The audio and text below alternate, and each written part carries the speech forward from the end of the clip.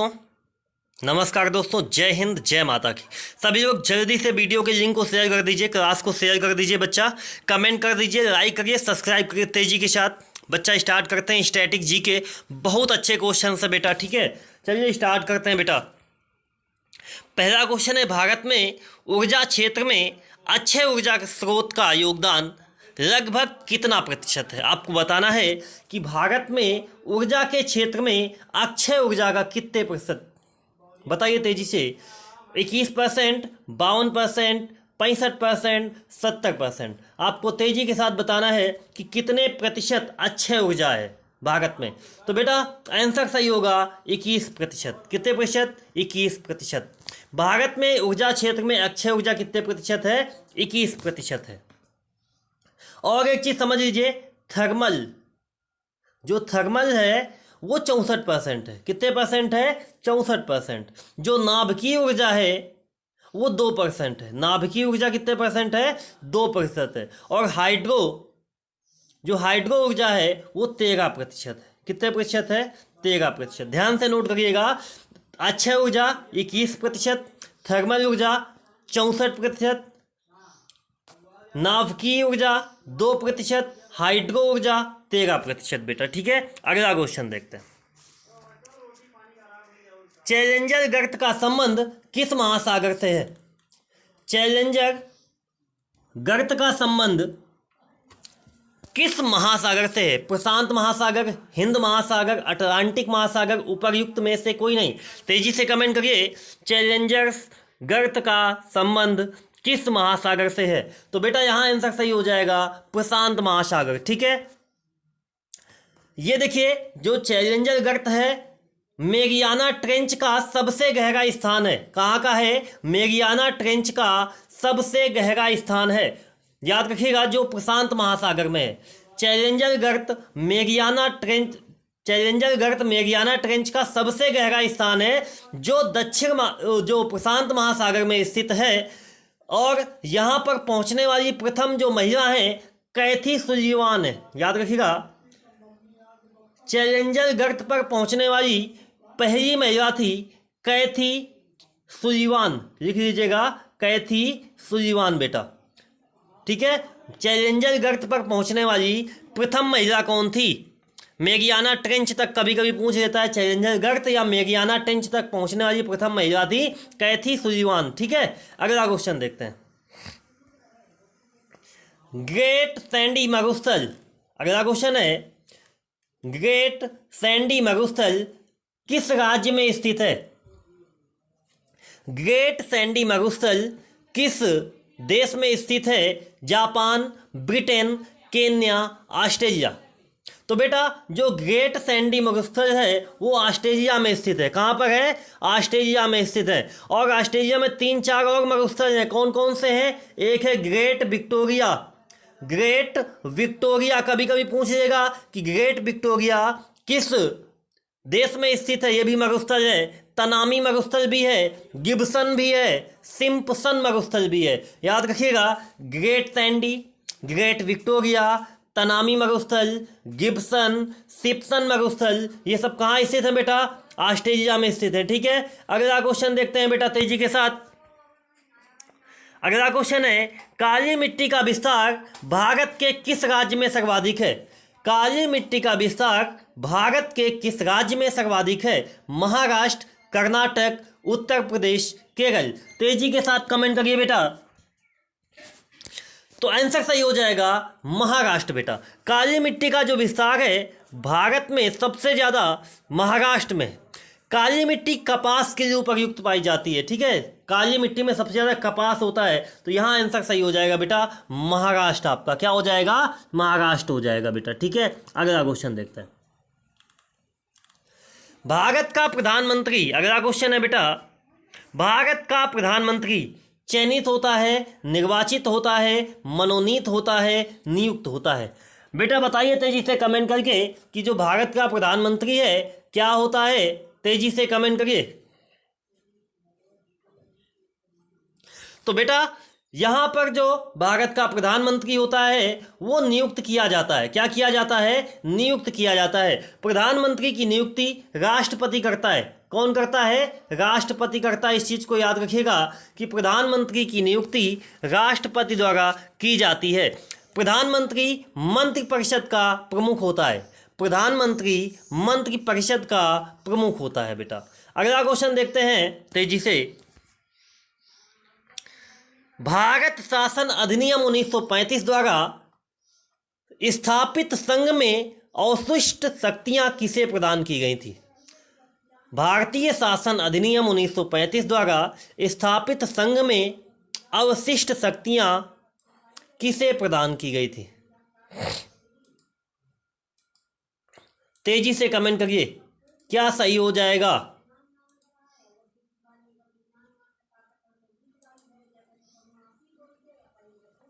Governor general, प्रांतीय governor, प्रांतीय विधानमंडल, संघीय विधानसभा। तो बेटा एक चीज याद रखिएगा कि उतने समय भारत में गवर्नर जनरल का पद चलता था। काय का पद चलता था? तो उसमें जो सारी शक्तियां थी वो गवर्नर जनरल को प्रदान की गई थी। किसको प्रदान की गई थी? गवर्नर जनरल को बेटा। अगला क्वेश्चन देख लेते हैं तेजी के साथ। जवाहरलाल नेहरू ने निम्न में से किस अधिनियम को गुलामी की दास्ता की संज्ञा दी थी? जवाहरलाल नेहरू ने निम्न में से किस अधिनियम को गुलामी की दास्ता की संज्ञा दी थी? भारत शासन अधिनियम 1858, भारत शासन अधिनियम 1919, भारत शासन अधिनियम 1935, उपर्युक्त में से कोई नहीं बेटा। तो बेटा यहाँ आंसर सही हो जाएगा भारत शासन अधिनियम 1935 को इन्होंने गुलामी का चार्टर बनाया था। ठीक है, गुलामी का चार्टर बताया था। और जबकि मदन मोहन मालवीय ने इसे अंदर से खोखला बताया था, इस अधिनियम को अंदर से खोखला बताया था। तो याद रखिएगा कि जवाहरलाल नेहरू ने गुलामी की दास्ता की संज्ञा किसे दी थी? भारत शासन अधिनियम 1935 को बेटा। अगला क्वेश्चन देख लेते हैं तेजी के साथ। संविधान के निर्माण के लिए गठित संविधान सभा का प्रतीक चिन्ह क्या था? तेजी के साथ जवाब दीजिए, तेजी के साथ कमेंट करिए कि भारतीय संविधान के निर्माण के लिए गठित संविधान सभा का प्रतीक चिन्ह क्या था? गुलाब, कमल, हाथी, तिरंगा। आंसर सही है बेटा, हाथी। क्या सही है? हाथी। संविधान सभा का गठन कब किया गया था? तो 9 दिसंबर 1946 को, 9/12/1946 को, 1946 को। याद रखिएगा संविधान सभा का गठन 9 दिसंबर 1946 को किया गया था और इसका जो प्रतीक चिन्ह था वो हाथी था बेटा। क्या था? हाथी था। अगला क्वेश्चन देखते हैं। संविधान के किस भाग का संबंध केंद्र शासित प्रदेशों के प्रशासन से है? संविधान के किस भाग का संबंध केंद्र शासित प्रदेशों के प्रशासन से? तेजी से कमेंट कर सकते हैं आप, जल्दी से बताइए। तो देखिए भाग 5, भाग, जल्दी से बताइए, 6, 7, 8, 5, 6, 7, 8 किसमें है? तो बेटा भाग 8 में। किसमें? भाग 8 में केंद्र शासित प्रदेशों के प्रशासन के बारे में जानकारी दी गई है। और भाग 4 में यह बताया गया है कि राज्य के नीति निर्देशक सिद्धांत क्या होंगे बेटा। ठीक है, अगला क्वेश्चन देख लेते हैं। वन्य जीव का संरक्षण निम्न में से किसके अंतर्गत आता है? मौलिक कर्तव्य, मौलिक अधिकार, राज्य के नीति निर्देशक तत्व, ए और सी दोनों। जल्दी बताइए बेटा। देखिए बेटा, जो वन्य जीव संरक्षण है वो मौलिक कर्तव्य भी है और राज्य के नीति निर्देशक तत्व भी हैं बेटा। ठीक है, हमारा मौलिक कर्तव्य बनता है कि हम वन्य जीवों की रक्षा करें, उनका संरक्षण करें, और ये राज्य के लिए एक नीति निर्देशक तत्व भी हैं। ठीक है, इस चीज़ को आपको याद रखना है बेटा। और इसका डिटेल अनुच्छेद 51 के का में बताया गया है। किसमें बताया गया है? 51 के का में बताया गया है। ठीक है बेटा। अब कभी कभी ये पूछता है कि वन्य जीव संरक्षण अधिनियम कब पारित किया गया? तो वन्य जीव संरक्षण अधिनियम 1972 में पारित किया गया था। इस चीज को आपको याद रखना है बेटा। कब पारित किया गया था? 1972 में। ठीक है, अगला क्वेश्चन देखते हैं तेजी के साथ। भारत के किस राष्ट्रपति को दार्शनिक राजा कहा जाता है? जल्दी से कमेंट करिए, तेजी के साथ कमेंट कर दीजिए, क्या आंसर होगा यहाँ पे। तो भारत के किस राष्ट्रपति को दार्शनिक राजा कहा जाता था बेटा? जाकिर हुसैन, राजेंद्र प्रसाद, एस राधाकृष्णन, अब्दुल कलाम। बेटा आंसर सही हो जाएगा एस राधाकृष्णन। अच्छा, क्यों कहा जाता था? तो क्योंकि ये धर्मशास्त्र और दर्शन शास्त्र के विद्वान थे। समझ में आया? क्योंकि ये धर्मशास्त्र और दर्शन शास्त्र के विद्वान थे, इसलिए लोग इन्हें दार्शनिक राजा के नाम से भी जानते थे बेटा। ठीक है, अगला क्वेश्चन देखते हैं। भारतीय संविधान के किस अनुच्छेद में पंचायती राज संस्थान का प्रावधान है? अनुच्छेद 36, अनुच्छेद 38, अनुच्छेद 40, अनुच्छेद 42। तेजी से कमेंट करिए। तो बेटा अनुच्छेद 40 में पंचायती राज संस्थान का प्रावधान है, ग्राम पंचायत के गठन का प्रावधान किया गया है अनुच्छेद 40 में बेटा। ठीक है, इस चीज को याद रखिएगा। अगला क्वेश्चन देख लेते हैं। यदि पंचायत को भंग किया जाता है, यदि पंचायत को भंग किया जाता है तो उसका चुनाव कितने समय के भीतर करवाया जाना अनिवार्य है? 1 माह, 3 माह, 6 माह, 1 वर्ष। बेटा ये चीज आपको हमेशा पता होगी कि कोई भी चुनाव है अगर वो भंग किया जाता है, कोई भी चुनाव है अगर वो भंग किया जाता है तो विघटन की तारीख से 6 माह की अवधि जब समाप्त हो जाएगी, उस 6 माह के अंदर आपको चुनाव कराना पड़ेगा। ये नियम होता है बेटा, कोई भी चुनाव हो। ठीक है, कोई भी राष्ट्रपति शासन भी अगर किसी राज्य में लग जाता है तो 6 महीने के अंदर उसे दोबारा चुनाव कराने पड़ेंगे। और इसका जो डिटेल दिया गया है बेटा अनुच्छेद 243 के ई में दिया गया है। कहाँ दिया गया है? 243 ई में। ठीक है बेटा, अगला क्वेश्चन देख लेते हैं तेजी के साथ। किस समिति ने भारत में लोकपाल की नियुक्ति का सुझाव दिया था? किस समिति ने भारत में लोकपाल की नियुक्ति का सुझाव दिया था? विधि आयोग, ठक्कर आयोग, सरकारी आयोग, प्रशासनिक सुधार आयोग। तेजी के साथ बताइए बेटा।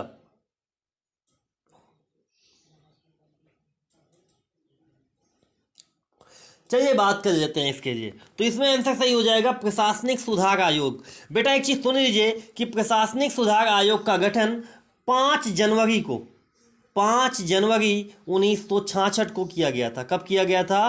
5 जनवरी 1966 को किया गया था। और इसके जो अध्यक्ष थे मोरारजी देसाई थे। कौन थे बेटा? मोरारजी देसाई, मोरारजी देसाई बेटा। ठीक है, याद रखिएगा। अगला क्वेश्चन देख लेते हैं तेजी के साथ। पन्नालाल घोष का संबंध किस वाद्य यंत्र से? पन्नालाल घोष का संबंध किस वाद्य यंत्र से है? तो चलिए बात कर लेते हैं। शहनाई, सरोद, बांसुरी, उपर्युक्त में से कोई नहीं। तो बेटा सुन लीजिए जगह, पन्नालाल का जो संबंध है बेटा वो बांसुरी से। किससे है? बांसुरी से। अच्छा, 2 3 4 और व्यक्ति हैं, प्रमुख व्यक्ति हैं जो बांसुरी से संबंधित हैं। हरिप्रसाद चौरसिया, हरिप्रसाद चौरसिया बेटा, और एन लीला, एन लीला। ठीक है बेटा, ये दूसरे व्यक्ति हैं। और तीसरे व्यक्ति हैं राजेंद्र प्रसन्न। ये 4 व्यक्ति हैं, प्रमुख व्यक्ति हैं। पन्नालाल घोष, हरिप्रसाद चौरसिया, एन लीला, राजेंद्र प्रसन्न बेटा। ठीक है, अगला क्वेश्चन देख लेते हैं। विश्व रेड क्रॉस दिवस कब मनाया जाता है? 3 मई, 8 मई, 9 जून, 11 जुलाई। विश्व रेड क्रॉस दिवस 8 मई को मनाया जाता है बेटा। ठीक है, और इस दिन आपको पता होगा प्रवासी पक्षी दिवस भी मनाते हैं। क्या मनाते हैं? प्रवासी पक्षी दिवस भी मनाया जाता है। इसी दिन आपको याद रखना है, प्रवासी पक्षी दिवस। ठीक है बेटा, प्रवासी पक्षी दिवस भी 8 मई को मनाया जाता है और विश्व रेड क्रॉस दिवस भी 8 मई को ही मनाया जाता है। ये चीज आपको याद रखना है। अगला क्वेश्चन देखते हैं तेजी के साथ। संयुक्त राष्ट्र संघ के किस अंग को दुनिया का पुलिसमैन कहा जाता है? महासभा, सचिवालय, सुरक्षा परिषद, अंतरराष्ट्रीय न्यायालय। आपको बताना है, तेजी से कमेंट करिए जल्दी से।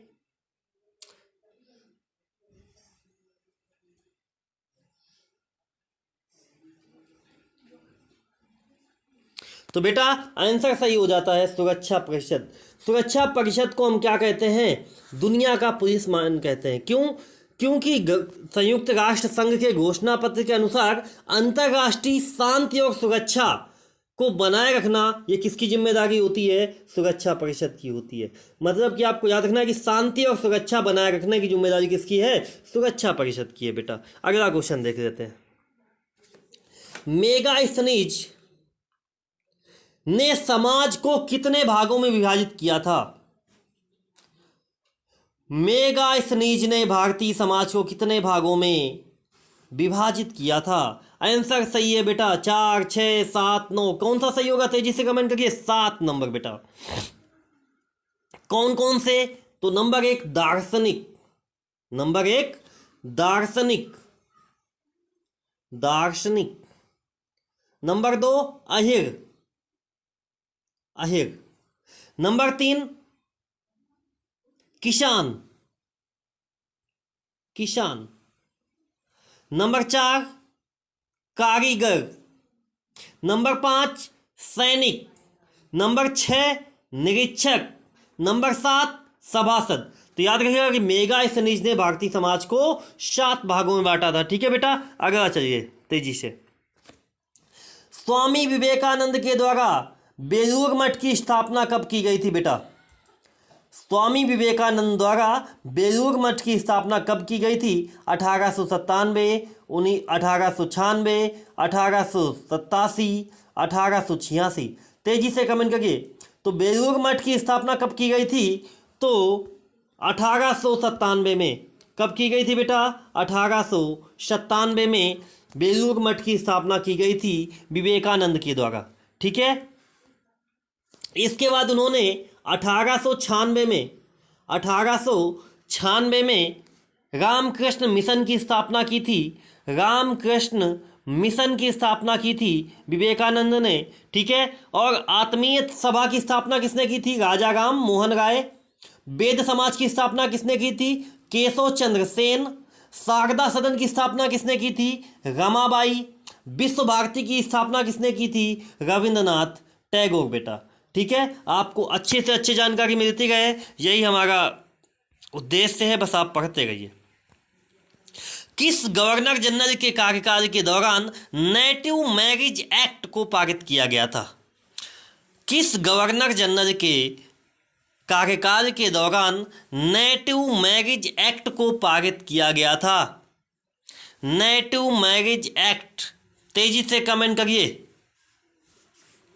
तो आंसर सही हो जाएगा लॉर्ड नॉर्थ बुक के समय नेटिव मैरिज एक्ट को पारित किया गया था। और कब पारित किया गया था? तो याद रखिएगा 1872 में बेटा। ठीक है, 1872 में। ठीक है। अच्छा, आपने देखा होगा सती प्रथा पर प्रतिबंध किसने करवाया था? विलियम बेंटिक ने। दास प्रथा पर प्रतिबंध किसने लगाया था? एलन बरो ने। किसने करवाया था? एलन बरो ने, दास प्रथा में। और शिशु वध प्रतिबंध किसने किया था? विल्यजली ने। लॉर्ड विल्यजली ने शिशु वध पर प्रतिबंध किया था बेटा। ठीक है, याद रखिएगा। अगला क्वेश्चन तेजी के साथ कमेंट करते हैं। मैं एक क्रांतिकारी के रूप में कार्य करता हूं, यह किसका कथन है बेटा? जवाहरलाल नेहरू, सुभाष चंद्र बोस, भगत सिंह, अरविंद घोष। तो देखो बेटा, ये कथन है जवाहरलाल नेहरू का। जवाहरलाल नेहरू ने कहा था कि मैं एक क्रांतिकारी के रूप में कार्य करता रहूंगा। ठीक है। जवाहरलाल नेहरू भारत के प्रथम प्रधानमंत्री थे। इन्होंने 3 बार 1929, 1936 और 1937 में कांग्रेस अधिवेशन की अध्यक्षता की थी। ठीक है बेटा, इस चीज को याद रखिएगा कि इन्होंने कांग्रेस की अध्यक्षता कितनी बार की है अधिवेशन में? 3 बार की। कभी कभी क्वेश्चन पूछेगा तो 1929, 1936, 1937। ठीक है। अगला क्वेश्चन है, विजयनगर साम्राज्य की पर शासन करने वाले शासकों का क्रम बताइए। विजयनगर साम्राज्य पर शासन करने वाले शासकों का सही क्रम बता दीजिए, कौन कौन सा होगा बेटा? बेटा मैं इस चीज को क्लास में भी शायद पढ़ा चुका हूं आपको, तो तेजी से बता दीजिए। सुलभ, तुलुभ, संगम, आर्वेडु। संगम सुलभ तुलुब आर्विडु, संगम तुलुब आर्विडु सुलभ सलुभ है, संगम सुलभ आर्विडु तुलभ। तो बेटा यहाँ आंसर सही हो जाएगा बी नंबर। पहले संगम, फिर सुलभ, फिर तुलुब, फिर आर्विडु वंश, ये उनके वहाँ के शासकों का क्रम है बेटा। ठीक है। और विजयनगर की स्थापना 1336 में हरिहर और बुक्का नामक दो भाइयों ने की थी बेटा।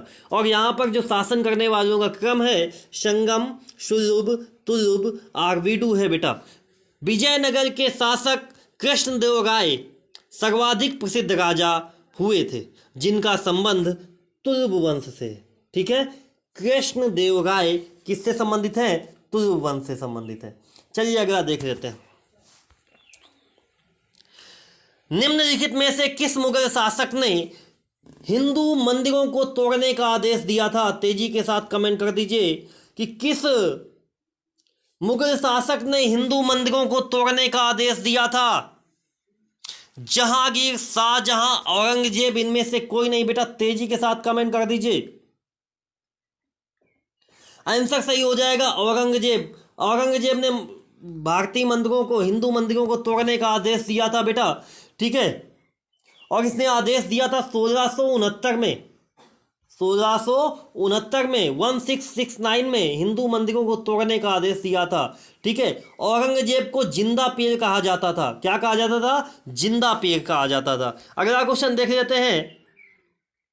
निम्नलिखित विद्रोह तथा प्रभावित क्षेत्रों में किसका मिलान सही नहीं है? आपको बताना है। तो फकीर विद्रोह बंगाल, अहोम विद्रोह असम, चुआर विद्रोह झारखंड, तेभागा विद्रोह बंगाल। आपको बताना है कौन सा एक विद्रोह है जो वहाँ नहीं हुआ। तो बेटा यहाँ पर बात कर लेते हैं चुआर विद्रोह की। तो यहाँ चुआर विद्रोह बेटा बंगाल में हुआ था। कहाँ हुआ था? बंगाल में। तो यही गलत है आपको। ठीक है। फकीर विद्रोह बंगाल में हुआ था, अहोम विद्रोह असम में हुआ था, चुआर विद्रोह बंगाल में हुआ था, तेभागा विद्रोह कहाँ हुआ था? बंगाल में। और एक विद्रोह और कई बार पूछा गया है, कूका विद्रोह। कूका विद्रोह भी पंजाब में हुआ था बेटा। ठीक है दोस्तों, अगले जो क्वेश्चंस हैं आपके कंटिन्यू, कल फिर हम आपको एकदम नेट शाम 5 बजे मिलेंगे। जय हिंद, जय भारत।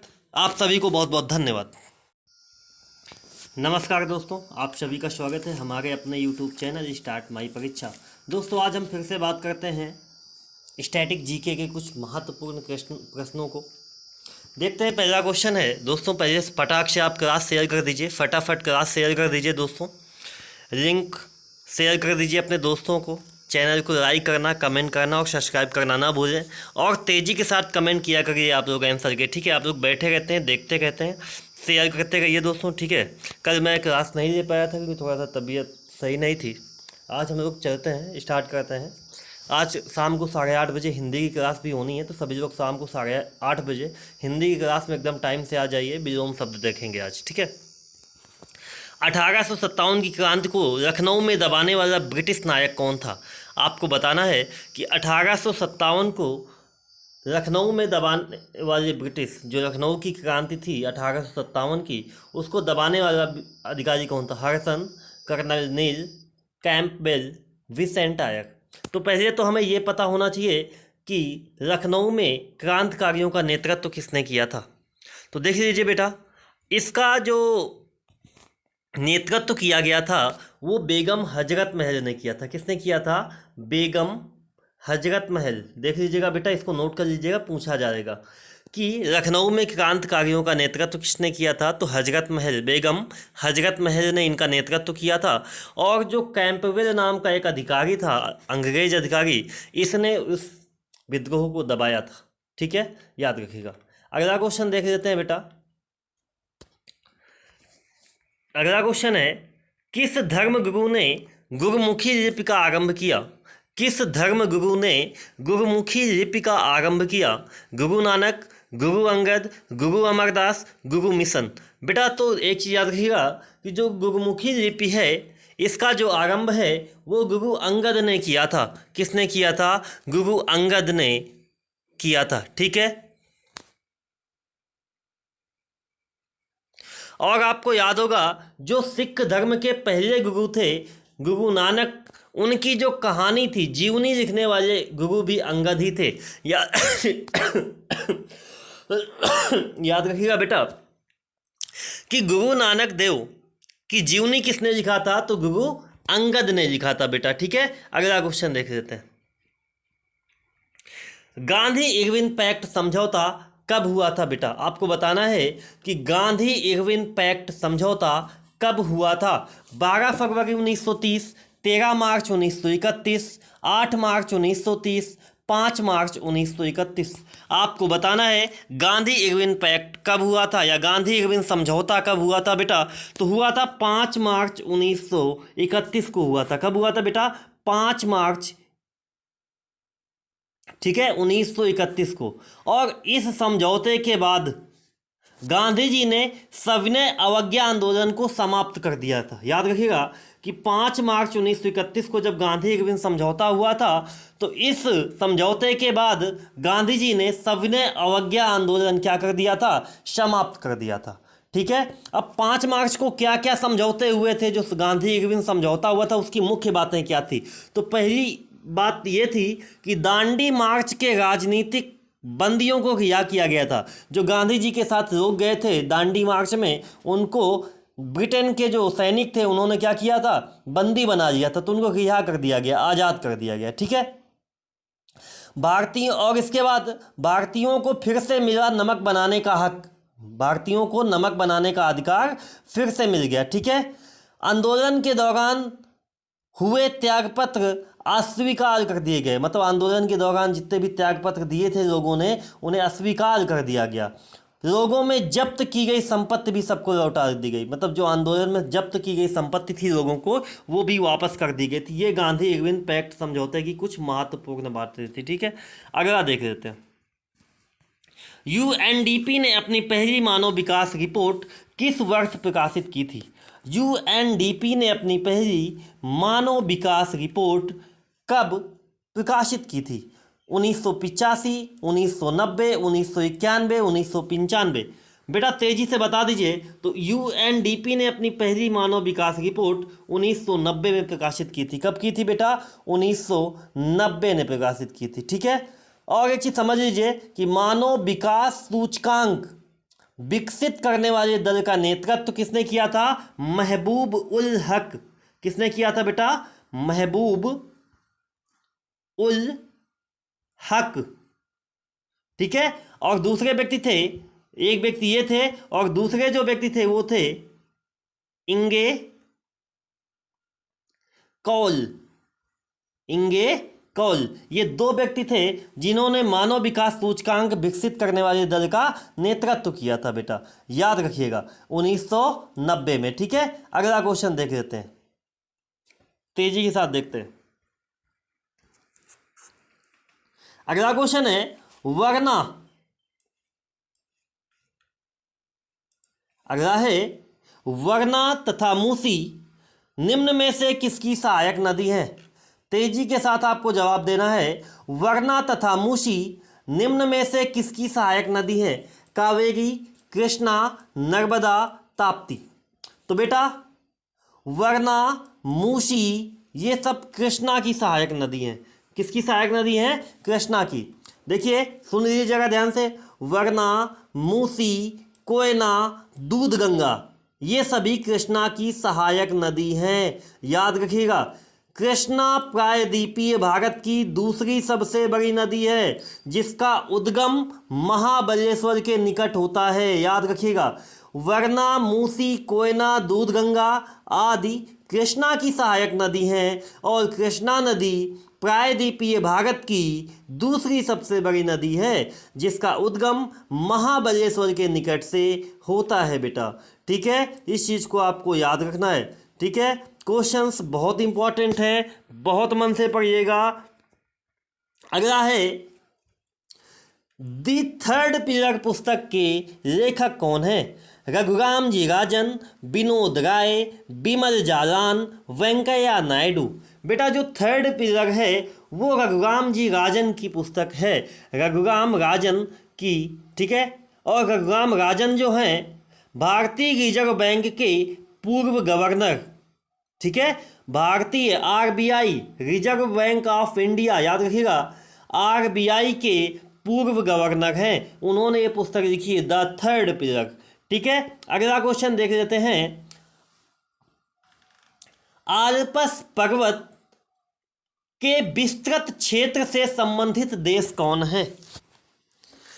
आल्प्स पर्वत के विस्तृत क्षेत्र से संबंधित कौन कौन से देश हैं? फ्रांस, स्विट्जरलैंड, जर्मनी, ए और बी दोनों। तो आपको एक चीज़ बता दें बेटा, एक चीज़ हम आपको बता देते हैं कि यहाँ पर जो आपका आल्प्स पर्वत है वो फ्रांस और स्विट्जरलैंड से संबंधित है। जर्मनी, क्योंकि जो आपका, एक बार ध्यान से सुन लीजिए, जगह ध्यान से मैं आपको बता देता हूँ। एक बार, एक मिनट, एक सेकंड रुकिएगा था, मैं इरेजर से इसको मिटा देता हूँ, फिर मैं आपको समझा देता हूँ। एक सेकंड आप देख लीजिएगा, आपको बहुत अच्छी चीज़ जानकारी दे देता हूँ।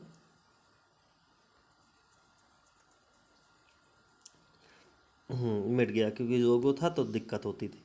अब देख लीजिए जगह ध्यान से, एक चीज़ समझ लीजिए, यहाँ आपका इटली है, ध्यान से देख लीजिएगा, क्योंकि अब यहाँ इटली में बना तो नहीं सकता, लेकिन आपको समझा जरूर सकता हूँ, तो ध्यान से समझिएगा।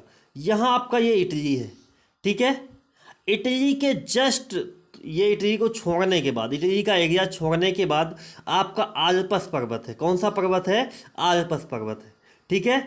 आल्प्स पर्वत से जस्ट ऊपर स्विट्जरलैंड है, और ये आपका स्विट्जरलैंड है, और ये आपका जो है ये आपका फ्रांस है। जर्मनी यहाँ पर है बेटा, तो जर्मनी का आल्प्स पर्वत से संबंध नहीं है। हाँ, इधर ऑस्ट्रेलिया जरूर पड़ता है। कौन पड़ता है? ऑस्ट्रेलिया पड़ता है, ठीक है, याद रखिएगा। तो ऑस्ट्रेलिया भी आल्प्स पर्वत के संबंध में है, स्विट्जरलैंड भी है और फ्रांस भी है। जर्मनी नहीं है, क्योंकि जर्मनी स्विट्जरलैंड से काफ़ी ऊपर है। इस चीज़ को आपको याद रखना है, ठीक है बेटा। इटली भी उससे संबंधित नहीं, इटली दूर है काफ़ी आल्प्स पर्वत से। तो जो आल्प्स पर्वत का जो विस्तृत क्षेत्र है वो फ्रांस और स्विट्जरलैंड के क्षेत्र में, मतलब ए और बी दोनों बेटा। अगला क्वेश्चन देख लेते हैं। धान से कौन सी गैस निकलती है? इथेन, मीथेन, नाइट्रोजन या सभी? तो बेटा जो धान है, धान से मीथेन गैस निकलती है, मीथेन गैस भी निकलती है, नाइट्रस ऑक्साइड भी निकलती है, और कार्बन डाइऑक्साइड निकलती है। इस चीज़ को आपको याद रखना है कि धान से, जो आप धान लगाते हैं खेतों में, उससे कौन कौन सी फसल निकलती है? तो नाइट्रस ऑक्साइड, मीथेन और कार्बन डाइऑक्साइड। समझ में आया आपको? याद रखिएगा, ठीक है। नाइट्रस ऑक्साइड, मीथेन और कार्बन डाइऑक्साइड। अगला क्वेश्चन देख लेते हैं। निम्नलिखित में से ऊष्मा का सबसे अच्छा चालक कौन सा है? तेजी के साथ बताइए। ऊष्मा का सबसे अच्छा चालक, पारा, पानी, ईथर, बेंजीन। तो बेटा जो पारा होता है वो ऊष्मा का सबसे अच्छा चालक होता है, इस चीज़ को याद रखिएगा। अच्छा, अन्य और अच्छी चीज़ें हैं ऊष्मा का अच्छा चालक, और कौन कौन सा है? तांबा, एल्यूमिनियम, चांदी, सोना। कभी कभी इस टाइप से पूछ लेता है कि ऊष्मा का सबसे अच्छा सुचालक कौन है? तांबा, एल्यूमिनियम, चांदी, सोना, ये सभी ऊष्मा के सबसे अच्छे हैं, ठीक है, याद रखिएगा। अगला क्वेश्चन देख लेते हैं तेजी के साथ। सूर्य में ऊर्जा उत्पन्न होती है, सूर्य में ऊर्जा उत्पन्न होती है नाभिकीय विखंडन द्वारा, आयनीकरण द्वारा, नाभिकीय संलयन द्वारा या ऑक्सीजन द्वारा? तेजी के साथ कमेंट करके बताइए। तो बेटा जो सूर्य है, सूर्य में जो ऊर्जा उत्पन्न होने का कारण है वो नाभिकीय संलयन है बेटा। क्या है? नाभिकीय संलयन है। सूर्य का अधिकांश भाग हाइड्रोजन 71%। कितने परसेंट हाइड्रोजन है सूर्य में? 71%। और हीलियम कितने परसेंट है? 26%, ठीक है। जो शेष बचेगा उसमें अन्य गैस है। याद रखिएगा कि सूर्य में सबसे ज़्यादा मात्रा काय की है? हाइड्रोजन की और हीलियम की, ठीक है, याद रखिएगा। अगला है दुग्ध, उदाहरण है किसका है? दूध क्या है? विलयन है, फेन है, वायवियल है या पायस है? तो बेटा जो दूध है वो पायस का उदाहरण है। किसका उदाहरण है? पायस का, ठीक है। अब पायस किसे कहते हैं? तो 2 या इससे अधिक अमिश्रणीय तरल पदार्थों से बना एक मिश्रण क्या कहलाता है? दूध कहलाता है, ठीक है, या पायस कहलाता है, ठीक है। चलिए अगला क्वेश्चन देख लेते हैं।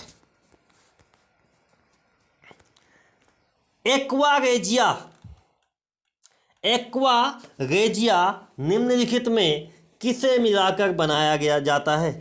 HNO3, H2SO4, H2SO4 plus HCl, HCl plus HNO3, उपर्युक्त में से कोई नहीं। तो एक्वा रेजिया किससे बनाया जाता है बेटा? तो HCl प्लस HNO3। अब देख लीजिए, HCl क्या है? हाइड्रोक्लोरिक एसिड, और HNO3 क्या है? नाइट्रिक एसिड, ठीक है। इनको नाइट्रिक एसिड और HCl को मिलाकर के हम क्या बनाते हैं? एक्वा रेजिया बनाते हैं बेटा। अगला क्वेश्चन है, शक्ति का मात्रक है, शक्ति का मात्रक है। तो शक्ति का जो फार्मूला होता है, शक्ति बराबर क्या होता है भाई? शक्ति बराबर होता है कार्य बटे समय, कार्य बटे समय, और कार्य का मतलब होता है जूल और समय का मात्रक होता है सेकेंड। तो आंसर सही हो जाएगा जूल प्रति सेकेंड। लेकिन अगर ऑप्शन में जूल प्रति सेकेंड नहीं है तो आंसर सही हो जाएगा वाट। समझ में आया बेटा? तो याद रखिएगा, जो शक्ति का मात्रक होता है वो जूल प्रति सेकेंड भी होता है और वाट भी होता है, ठीक है, याद रखिएगा। अगला क्वेश्चन है, बल का व्यंजक न्यूटन के किस गति नियम से प्राप्त होता है? आपको बताना है कि बल का व्यंजक न्यूटन के किस गति नियम से प्राप्त होता है? वाट, जूल, सॉरी ऑप्शन ध्यान नहीं दिए मैंने। प्रथम गतिकी नियम, द्वितीय गतिकी नियम, तृतीय गतिकी नियम, उपर्युक्त में से कोई नहीं। तो बल का व्यंजक न्यूटन के किस गति के नियम से प्राप्त होता है? तो बल का जो व्यंजक है न्यूटन के गति की दूसरा नियम से प्राप्त होता है। तो सुन लीजिए जरा ध्यान से, न्यूटन का दूसरा नियम क्या होता है कि जब किसी वस्तु पर बाह्य बल लगाया जाता है तो उस बल की दिशा में उत्पन्न त्वरण आरोपित बल के समानुपाती एवं द्रव्यमान के व्युत्क्रमानुपाती होता है। अतः बल का व्यंजक न्यूटन के दूसरे नियम से प्राप्त होता है बेटा, इस चीज को याद रखिएगा, ठीक है। अगला है, डायनमो एक युक्ति है जो परिवर्तित करती है। ऑप्शन आप देख सकते हैं, रासायनिक ऊर्जा को वैद्युत ऊर्जा में, वैद्युत ऊर्जा को यांत्रिक ऊर्जा में, यांत्रिक ऊर्जा को वैद्युत ऊर्जा में, वैद्युत ऊर्जा को रासायनिक ऊर्जा में। तो देखो बेटा, जो डायनमो है वो यांत्रिक ऊर्जा को वैद्युत ऊर्जा में परिवर्तित करता है। जो डायनमो है वो यांत्रिक ऊर्जा को वैद्युत ऊर्जा में परिवर्तन करता है। अगला क्वेश्चन देख लेते हैं, दूध का अपेक्षित घनत्व किससे मापा जाता है? तो दूध का अपेक्षित घनत्व लैक्टोमीटर से नापा जाता है। किससे मापा जाता है बेटा? लैक्टोमीटर से नापा जाता है, याद रखिएगा। निम्न में से कौन पारिस्थितिकी तंत्र का अजैविक घटक नहीं है? निम्नलिखित में से कौन पारिस्थितिकी तंत्र का अजैविक घटक नहीं है? जीव। निम्न में से कौन पारिस्थितिकी तंत्र का अजैविक घटक नहीं है? जीव, प्रकाश, जल, मिट्टी। तेजी के साथ आंसर कमेंट करके रखिए बेटा। तो अजैविक घटक पता है कौन सा नहीं है? जीव। तो देख लीजिए, याद रखिएगा, प्रत्येक पारिस्थितिकी तंत्र में जीवीय एवं अजीवीय दो मुख्य घटक होते हैं। अजीवी घटक कौन कौन से होते हैं? जैसे मिट्टी हो गया, जल हो गया, वायु हो गया, प्रकाश हो गया, ताप हो गया। जबकि जीवी घटक कौन से होते हैं? पेड़, पौधे, जीव जंतु, सूक्ष्म जीव, मनुष्य इत्यादि, ठीक है। तो जो जीव हैं वो अजैविक घटक में नहीं होते। अजैविक घटक में कौन कौन सी चीज़ें होती हैं? तो देखिए, जैविक घटक जिसमें जिंदा होते हैं, जैसे मनुष्य हो गया, सूक्ष्म जीव, पेड़ पौधे, जीव जंतु, ये सब कैसे होते हैं? जैवी होते हैं, जीवी होते हैं। ठीक है। अजैविक कौन कौन से होते हैं? मिट्टी, जल, वायु, प्रकाश, ताप। ठीक है। अगला क्वेश्चन देख लेते हैं। निम्नलिखित में से कौन सा कथन सही नहीं है? भाई तेजी के साथ कमेंट करके आंसर बताइए, पढ़ेंगे नहीं हम इसको, आप पढ़ लीजिए।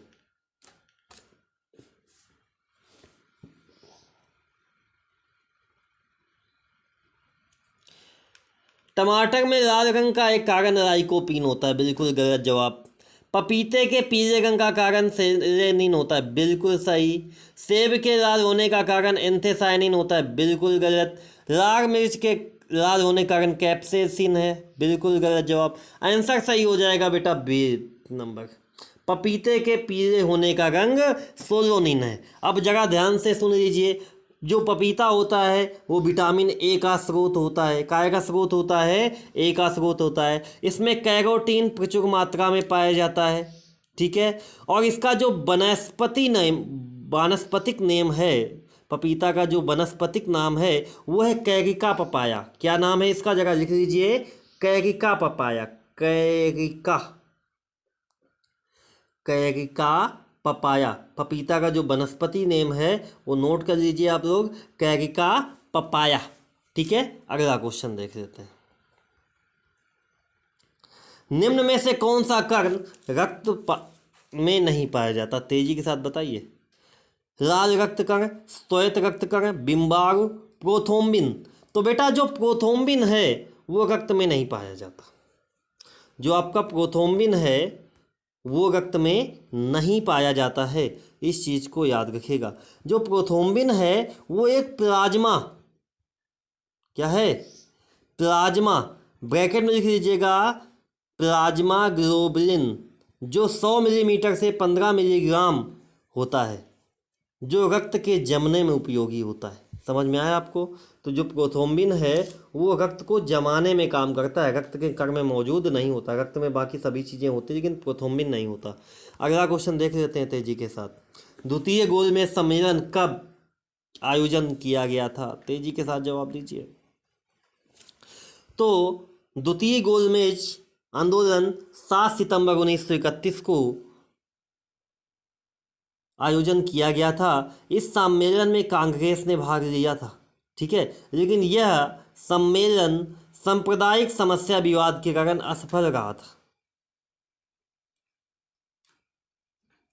और इसमें याद रखिएगा, गांधी जी ने भाग लिया था। किसने भाग लिया था? गांधी जी ने, कांग्रेस की ओर से, याद रखिएगा। अगला क्वेश्चन देख लेते हैं। 1942 में राजेंद्र प्रसाद को गिरफ्तार करके किस जेल में रखा गया था? तेजी के साथ बता दीजिए। भागलपुर, हजारीबाग, बांकीपुर, यरवदा। तो देखिए, इनको गिरफ्तार करके बांकीपुर जेल में रखा गया था बेटा, समझ में आएगा। 9 अगस्त 1942 को महात्मा गांधी तथा अन्य प्रमुख कांग्रेस नेताओं को गिरफ्तार किया गया था। बिहार में राजेंद्र प्रसाद को गिरफ्तार करके बांकीपुर जेल में रखा गया था। समझ में आया? 1942 को महात्मा गांधी और जो कांग्रेस के प्रमुख नेता थे उनको गिरफ्तार किया गया था। ठीक है, याद रखिएगा। अगला क्वेश्चन देख लेते हैं। व्यक्तिगत सत्याग्रह में प्रथम सत्याग्रही किसे चुना गया था? व्यक्तिगत सत्याग्रह में प्रथम सत्याग्रही किसे चुना गया था? राजेंद्र प्रसाद, सरदार वल्लभ भाई पटेल, जवाहरलाल नेहरू, विनोबा भावे। आंसर सही हो जाएगा बेटा विनोबा भावे। अगस्त प्रस्ताव को पूरी तरह से अस्वीकार करते हुए कांग्रेस ने गांधी जी के नेतृत्व में व्यक्तिगत सत्याग्रह की शुरुआत की, जो 1940 में की थी। कब शुरू की थी? 1940 में। और किसने की थी? विनोबा भावे ने की थी बेटा। इस दौरान इन्हें प्रथम सत्याग्रही चुना गया था बेटा, याद रखिएगा। अगला क्वेश्चन देख लेते हैं। अगला क्वेश्चन है, निम्न में से किसने मित्र मेला संघ की शुरुआत की थी? सोहन सिंह बकना, बी.डी. सावरकर, जवाहरलाल नेहरू, देवेंद्र नाथ टैगोर। बता दीजिए तेजी के साथ। तो आंसर सही हो जाएगा बी.डी. सावरकर। बी.डी. सावरकर ने मित्र मेला संघ की शुरुआत की थी। मित्र मेला संघ की शुरुआत किसने की थी? विनायक दामोदर सावरकर, इनका पूरा नाम है। और इसकी स्थापना 1899 में की थी इन्होंने। कब की थी? 1899 में की थी बेटा, ठीक है। जो बाद में चलकर अभिनव भारत समाज के नाम से प्रसिद्ध हो गया था। पहले इसका नाम था मित्र मेला संघ और बाद में इसका नाम हो गया था अभिनव भारत समाज। लिख लीजिएगा, कई बार पूछा गया है कि अभिनव भारत समाज का प्राचीन नाम क्या है, तो इसका प्राचीन नाम है मित्र मेला संघ बेटा, ठीक है। अगला क्वेश्चन है, वर्तमान में कितने कंपनियों को क्रमशः महारत्न तथा नवरत्न का दर्जा प्राप्त है? कितनी कंपनियों को महारत्न और नवरत्न का दर्जा प्राप्त है? तो बेटा महारत्न 10 कंपनियों को और नवरत्न 14 कंपनियों को प्राप्त, ठीक है, याद रखिएगा। अब भारत में 10 कंपनियां ऐसी हैं जिनको महारत्न और 14 कंपनियां ऐसी हैं जिनको नवरत्न का दर्जा प्राप्त है। अब जो आपकी महारत्न कंपनियां हैं उनके नाम नोट कर लीजिए, कभी कभी उनके नाम पूछ लेता है। SAIL, SAIL, HP, NTPC, Power Grid, GAIL, ठीक है, याद रखिएगा, गेल, कोल इंडिया, ONGC, इंडियन ऑयल, BHEL, भेल जिसको कहते हैं, भारत पेट्रोलियम, ये ऐसी कंपनियां हैं जिन्हें किसका दर्जा प्राप्त है? महारत्न का दर्जा प्राप्त है। अगला क्वेश्चन देख लेते हैं, विज्ञान का बहुत अच्छा क्वेश्चन है, बहुत बार पूछा गया है। ग्लाइकोलिसिस में परिवर्तन होता है। ग्लाइकोलिसिस में परिवर्तन होता है प्रोटीन ग्लूकोज में, ग्लूकोज फ्रंटोन में, मंड ग्लूकोज में, ग्लूकोज पाइरुविक अम्ल में। तो आंसर सही हो जाएगा ग्लूकोज पाइरुविक अम्ल में बेटा, ठीक है। अगला और लास्ट क्वेश्चन देख लेते हैं बेटा तेजी के साथ। पादप जगत में निम्नलिखित व्यक्तियों में से कौन सा मुख्यतः जलीय है? पादप जगत में निम्नलिखित व्यक्तियों में से कौन सा मुख्यतः जलीय है? बायोफाइट, शैवाल, टेगिडोफाइटा, अनावृत बीजी। तो आंसर सही हो जाएगा बेटा शैवाल। पादप जगत में विशिष्ट निम्नलिखित व्यष्टियों में से कौन सा मुख्यतः जलीय है? तो शैवाल जो है वो क्या है? मुख्यतः जलीय है। समझ लीजिए, शैवाल अपने भोजन को स्टार्च के रूप में संचयित करता है। किसके रूप में करता है?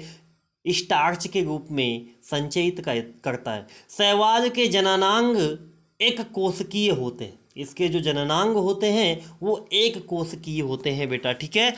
अगर आपको वीडियो अच्छा लगा हो तो वीडियो को लाइक, कमेंट, शेयर करना ना भूलिए। जय हिंद, जय भारत।